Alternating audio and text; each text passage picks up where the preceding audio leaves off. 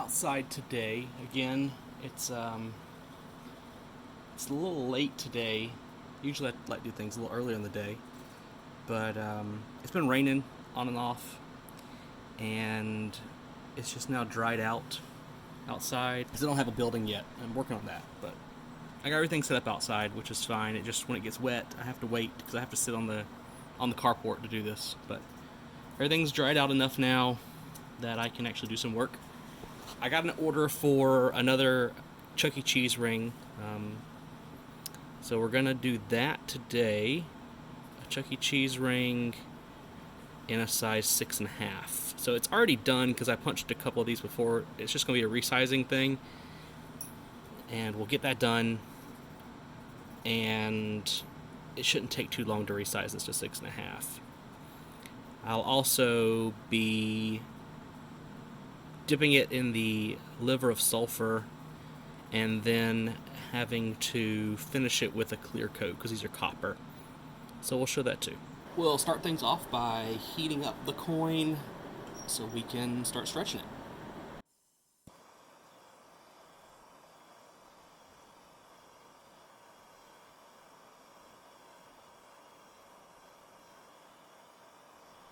And there we go, all heated up. Now we'll cool it off. And last time I showed this ring stretcher. This is the Lion Goldsmith. It's kind of heavy, but I'll show you guys the tag on it. Lion Goldsmith ring stretcher reducer. You can get these on eBay for under $100. I think I bought mine for about $70, but you can find them $60 up to about $100. They're all the same, really.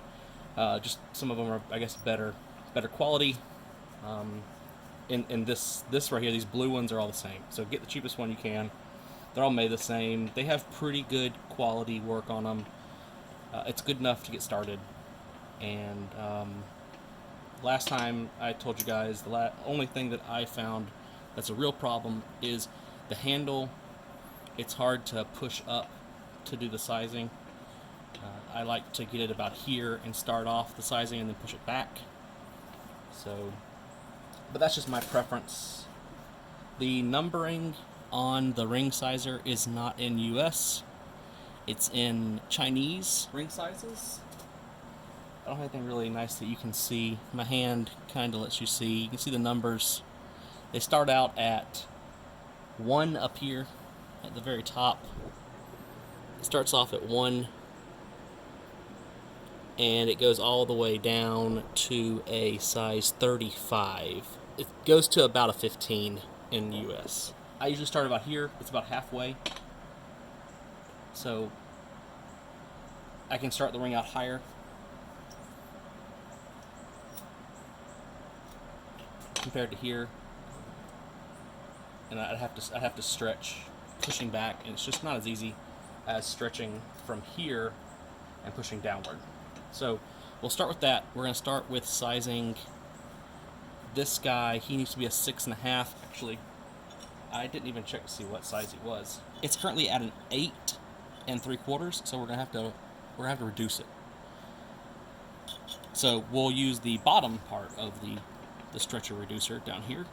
And to reduce, it's got this reducing die, and it is double-sided. So you get one side is a little bit larger than the other side in diameter, and you can see this one's a little bit deeper. So it's going to be a larger diameter than this side that's a little bit not as deep. So what we'll do is we'll put some lube on the ring.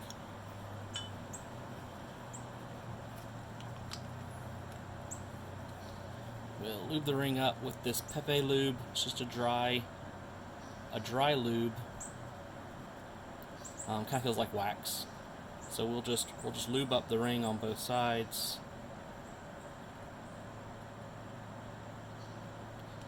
Just so it'll slide in the ring sizer a little bit easier.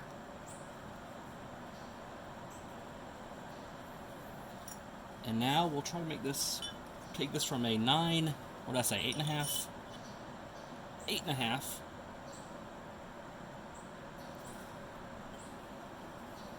So currently it is about 8.5. We're going to take it up to a 6.5 by pressing it down. So the easiest way to use this is to find which one of these it fits in just barely. So this one it doesn't fit in at all. So it's got to be this one right here. And then you just press it down. And we'll tap it just a little bit to kind of center it in the die. And then we'll press down. Alright, I just pressed just a little bit. Now you can see it's a lot more cone shaped than it was before. So now that bottom cut part is about an 8. So we've gone down half a size. Maybe a 7 3/4. So now let's bring the top part of the ring, the side with the reeded edge, if there was a reeded edge on it. We're going to bring that down. So we'll find one that it kind of fits in. There we go. That one right there. Tap it a little bit to center it.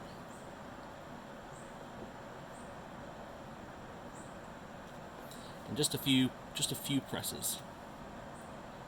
Alright. So it's close, but we still have a ways to go before it gets down to that size 8. And then we'll have to bring it down even further to get it to a 6.5. So it barely fits in there. I'm going to keep going here.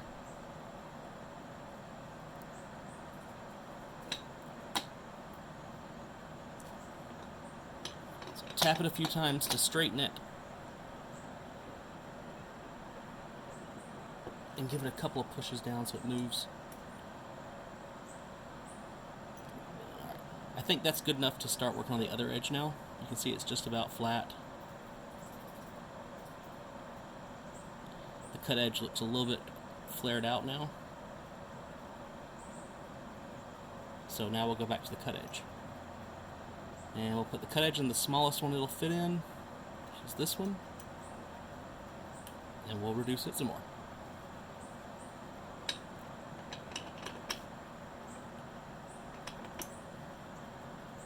That went really easy. Now this is a copper coin, so copper is really easy to move, so you don't have to put a whole lot of pressure. Alright, we're about a 7.5 now. I'm going to bring that cut edge down a little bit more. There we go. Take that. Alright, we're still close to about a 7.5. 7.5, 7.25, something like that. But now we'll start on the reeded edge some more. Bring that down. Just go back and forth, do a little bit on each side. You don't want one side to be really flared out compared to the other. You want to do them both kind of in sync with each other. So we'll press down. That reeded edge is a lot thicker than the cut edge, so it's a little bit harder. Alright. Let's see what we're at. Okay, that brought the reeded edge down way too far. You can see we're at about a 6 now on that. But the cut edge is at about a 6.5. So I'm going to stretch it out just a little bit, just to stretch that reed edge just a tad, so it makes everything kind of straight, because the cut edge is nice at about 6.5, but you can see there's a little bit of a flare there. So I'm going to bring that cut edge out just a little bit. I think that's what I want to do.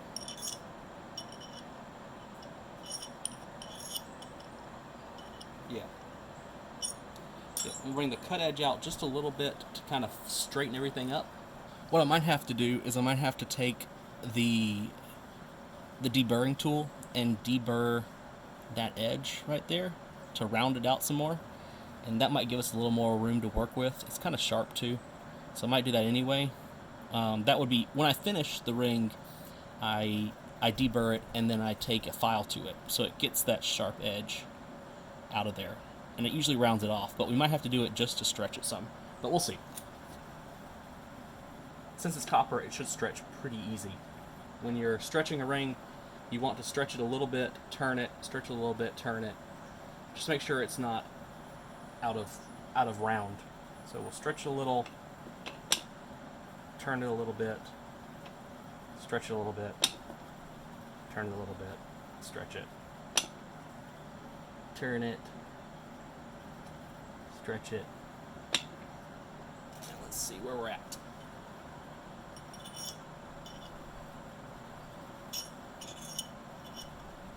Alright, so from the cut side, we're now at about a 6 3/4, 6 1/2, 6 3/4. We're going to deburr this part of the ring right here. This will make this side, the reeded edge, a little bit smaller.